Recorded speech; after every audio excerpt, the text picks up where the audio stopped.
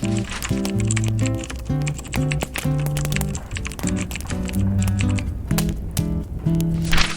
everyone, it's Mika here and I'm back. I've been a bit MIA because I am actually visiting my fiance in New York. I've been here for almost 3 weeks now and I didn't manage to film anything because we've been doing so many things.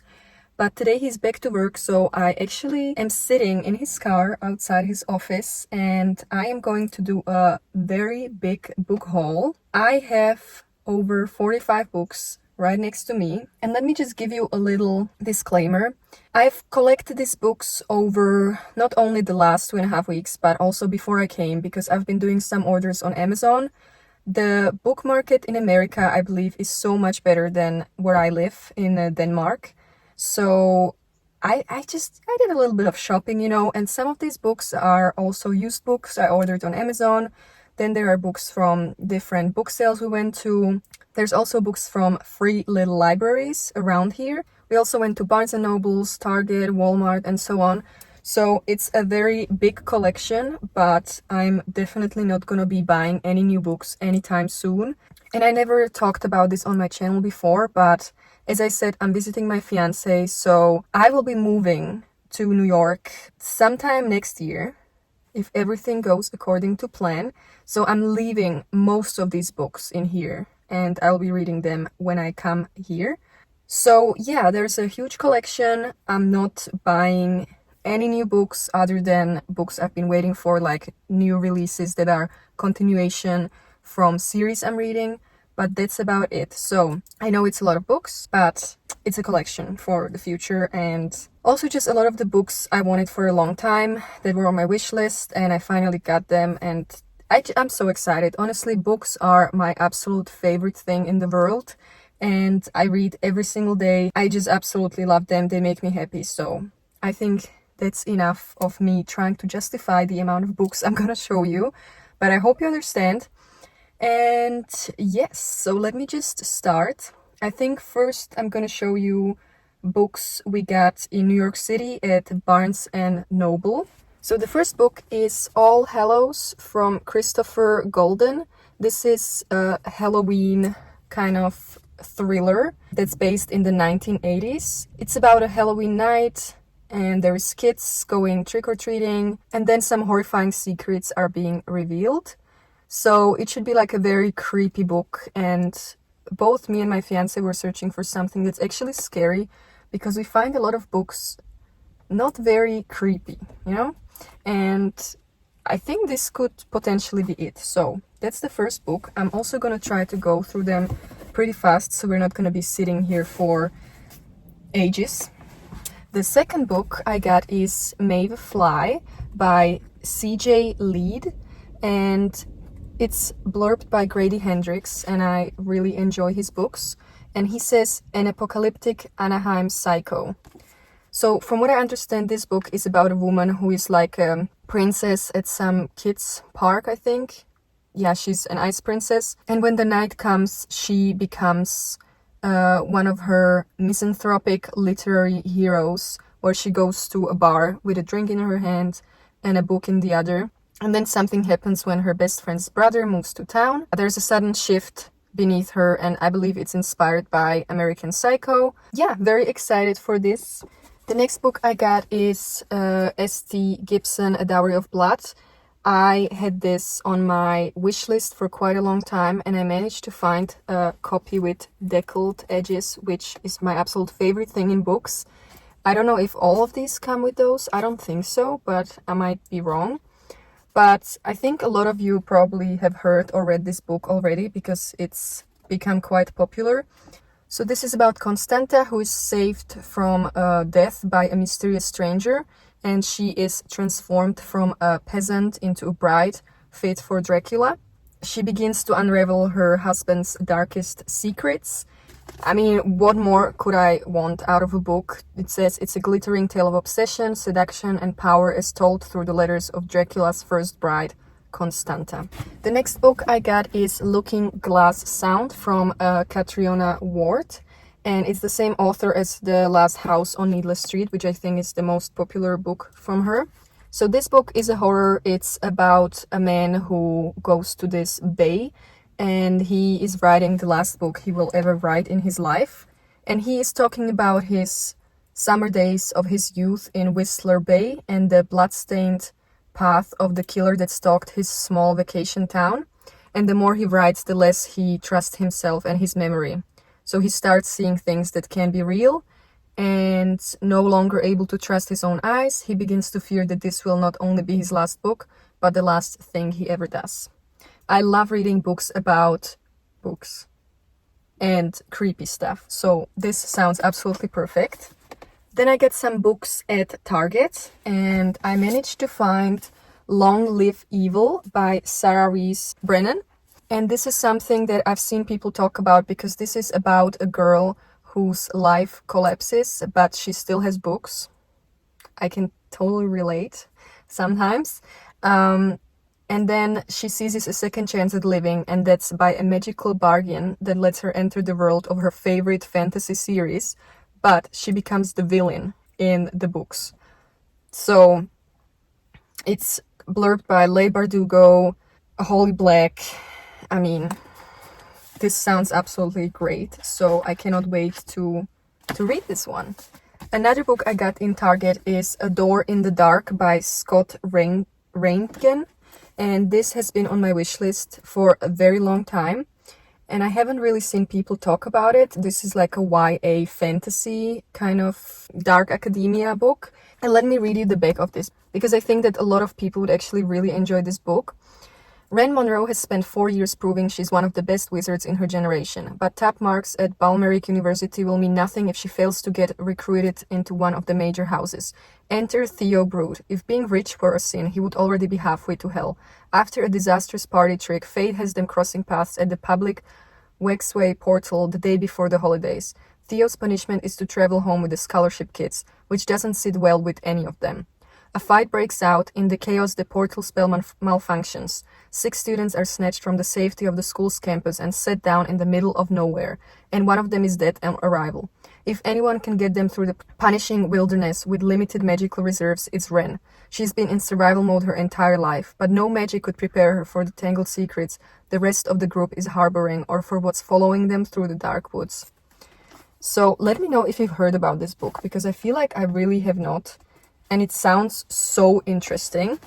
We're gonna move on to the books I got at Walmart. The first of them is The Silent Patient by Alex Michaelides.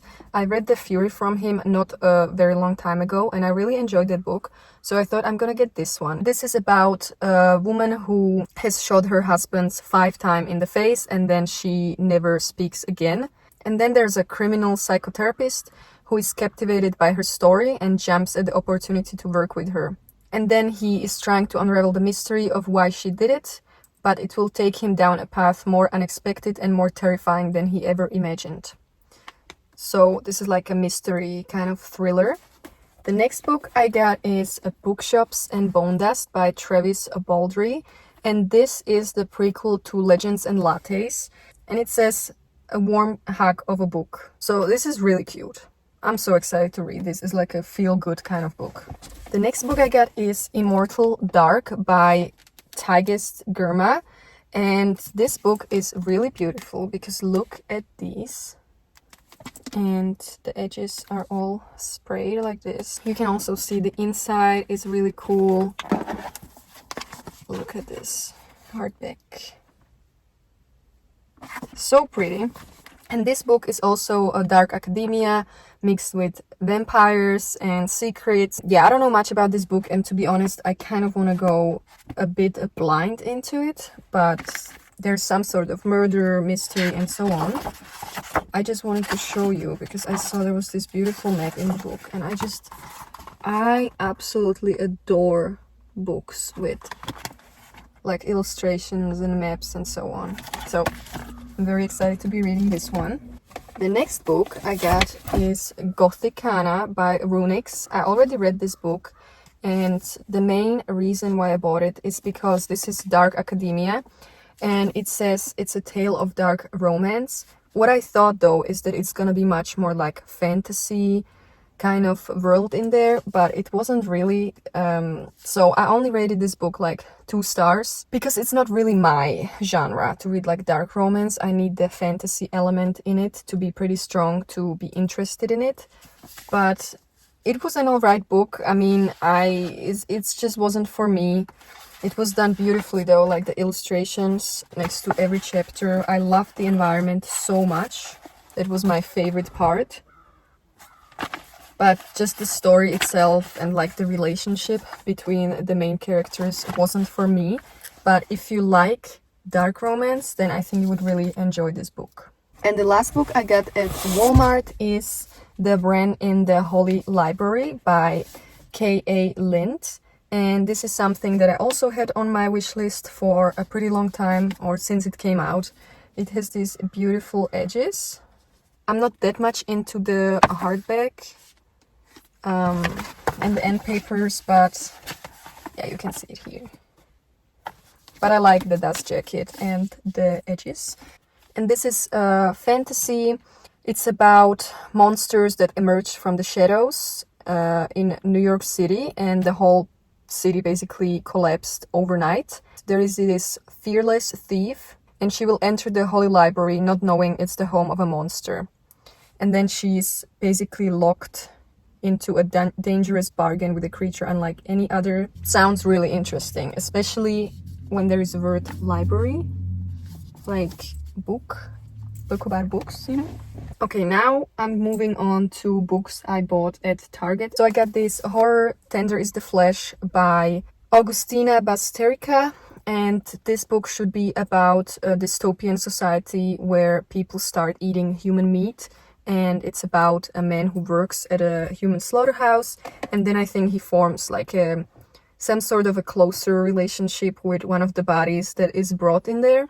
Very interesting premise. Then I got Middle Game by Sinan McGuire. And this is a dark academia fantasy novel. It should be about shadowy organizations, impossible cities, and amoral alchemy. So it sounds very interesting.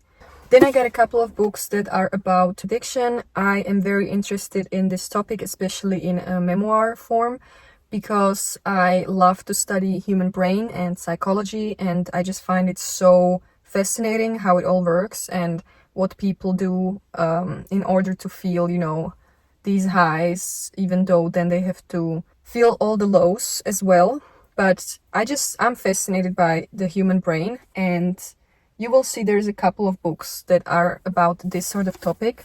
The first one is memoir Prozac Nation by Elizabeth Wurtzel. So what this says is, Elizabeth Wurtzel writes with her finger on the faint pulse of an overdiagnosed generation whose ruling icons are Kurt Cobain, Xanax, and pierced tongues. Her famous memoir of her bouts with depression and skirmishes with drugs, Prozac Nation, is a witty and sharp account of the psychopharmacology of an era for readers of Girl Interrupted and The Bell Jar. And then I have sort of a similar book to that called In My Skin by Kate Holden, which is a memoir of addiction. And this is a true story of one young woman's descent into addiction and prostitution and the long, arduous struggle to reclaim her life. Then I got My Fair Junkie, a memoir of getting dirty and staying clean by Amy Dressner, and I believe she's the producer or author of Orange is the New Black, and this is about her life and what she went through. Another book I got is All's Well by Mona Awad. I read her book Rouge, and I really liked it. I thought it was super weird and super nice. I also have her book Bunny, which I haven't read yet, but it sounds like something totally up my alley. And this is a novel about a theater professor who's convinced staging Shakespeare's most maligned play will remedy all that ails her, but at what cost? So another kind of academia book, which I really enjoy. The next book I got is The Picture of Dorian Gray by Oscar Wilde, and I've been collecting these Ruben Toledo's deluxe penguin editions. I already have, I think, 3 or 4 at home, and I just got this one. I love that these books have deckled edges, and they're just beautifully illustrated. And yeah, I also really like this story, so I'm super excited that I finally have a copy. And then I got Dracula by Bram Stoker, also in the special edition by Ruben Toledo. And this book is so beautiful. Like, this is my favorite art from him, I think. It just looks absolutely stunning. So, very excited to have this in my collection. The next book I got is something my boyfriend ordered for me, and it's The Fevered Star by Rebecca Roanhorse. This is the second book to the Black Sun. I'm not sure what the series is called right now, but I read the first book. I really liked it. I recommended it in one of my previous videos. And another book he got from me is something from my wish list, which is Slewfoot, Tale of Bewitchery by Brom. And this book is a hardback copy, which is so freaking beautiful. It has all these illustrations in the middle. And I just love these creepy little things. Like, look at these. How beautiful is this? So this book is set in 1666 Connecticut, and it's about an ancient spirit that awakens in a dark wood. The wild folk call him Father, Slayer, Protector. The colonists call him Slewfoot, Demon, Devil. To Ethe, a recently widowed outcast, alone and vulnerable in her pious village, he's the only one she can turn to for help. Together they ignite a battle between pagan and Puritan, one that threatens to destroy the entire village, leaving nothing but ashes and bloodshed in its wake. If it is a devil you seek, then it is a devil you shall have. This is definitely going to be one of the books that I will have on display. And the last Amazon books I have, the entire Throne of Glass series. I read the first Throne of Glass in when I was still in Copenhagen, and I really enjoyed it, so I decided to get the rest. Yay! And I'm so excited. Alright, and now we can go on to the last sort of section, which is books I got in free little libraries. We went to a hospital sale. That was very random, but they had really good books for great prices, and thrift store. So, a book I found in a free little library is The Storied Life of A.J. Vickery by Gabrielle Zevin. And this is the same author as Tomorrow, Tomorrow and Tomorrow. And this is about a man who is a bookstore owner. It's experiencing diverse sales in its history, and now his prized possession, a rare collection of Poe poems that I absolutely love, Edgar Allan Poe, has been stolen. But when a mysterious package appears at the bookstore, its unexpected arrival gives Vickery the chance to make his life over and see everything anew. So this was a great find, I believe. Then I found this book, Her Fearful Symmetry by Audrey Niffenegger. And this is the same author as The Time Traveler's Wife. This is an unnerving, unforgettable, and enchanting ghost story, a novel about love and identity, secrets and sisterhood, and the tenacity of life even after death.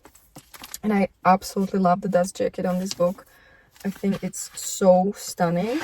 Then I got The Five, which is The Untold Lives of the Woman Killed by Jack the Ripper by Helly Rubenhold. I found this tiny book called Pariah by Bob Fingerman, and this is a zombie apocalyptic story based in New York City. Not necessarily what I normally read, but I thought, why not? It's a very small book, so I took that. Then I got The Girl on the Train by Paula Hawkins, another amazing hardback copy. It should be an emotionally immersive Hitchcockian thriller and an electrifying debut. So sounds really good. And then I got this very old book called Mystic River by Dennis Lehane. It has deckled edges. Oh my god. Then I got this copy of The Sisters of Auschwitz by Roxanne van Iperen. And this is the true story of two Jewish sisters' resistance in the heart of Nazi territory. Yeah, it's gonna be pretty nerve-wracking, I think. It's gonna be sad and it's gonna make me mad, but I want to know. Another book I got is Gatsby's Girl by Caroline Preston. Then I actually made a little mistake because I got two or actually three books from Ellen Hopkins.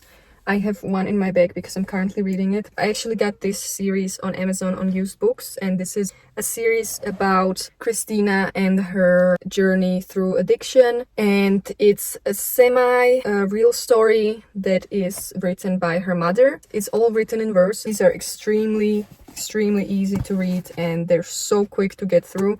As I said, I'm reading the third one and I only started reading this when I came to America, so you can go through them very quick. And I highly recommend if you like the topic. The next book I got is Red Queen by Victoria Aveyard, and I think you probably know this book if you read some YA fantasy. It was for $1 and I just thought, why not? It's a vivid fantasy series where loyalty and desire can tear you apart and the only certainty is betrayal. And then we have another book about the drug topic or addiction topic, which is A Million Little Pieces by James Frey. I bought this book in a very cute, like a book bar or like a bookish cafe, and they only sell like secondhand books, and it was so cute.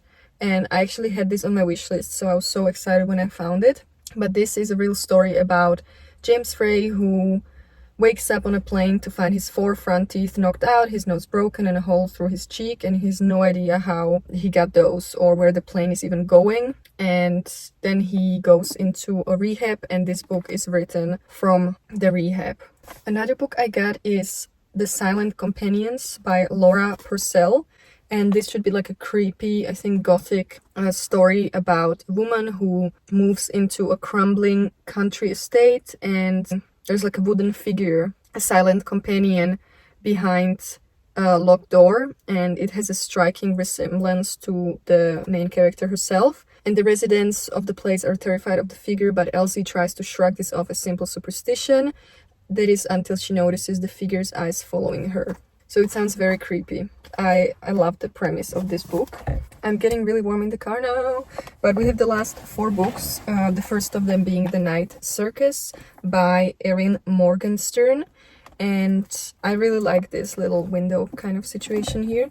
And this is an adult fantasy, and it's about this circus that arrives without warning. There's a fierce competition behind the scenes, a duel between 2 young magicians. This is the game in which only one can be left standing, but they tumble headfirst into love, setting off a domino effect of dangerous consequences and leaving the lives of everyone from the performers to the patrons hanging in the balance. Then I got The Death of Jane Lawrence by Caitlin Starling. I love the cover of this book so much. It reminds me of The Familiar by Leigh Bardugo, which is one of my favorite books I read this year. And this is another creeping terror, psychological and supernatural thriller, and it's about Jane Shoringfield that decides her most secure path toward is a husband in a marriage of convenience. She is soon fighting for her sanity and her life, drawn into a world of secret societies, theoretical mathematics, impossible magic, and rituals gone wrong. So this sounds something I would absolutely enjoy so much. Then we have The Birthing House by Christopher Ransom. And this is yet another chilling ghost story that is also a tale of exquisite psychological suspense. And it's about a young couple from LA who attempt to save their marriage by leaving the pressures of the city to start anew in a quiet rural setting. They buy an old Victorian mansion, a former haven for unwed mothers calling a birthing house.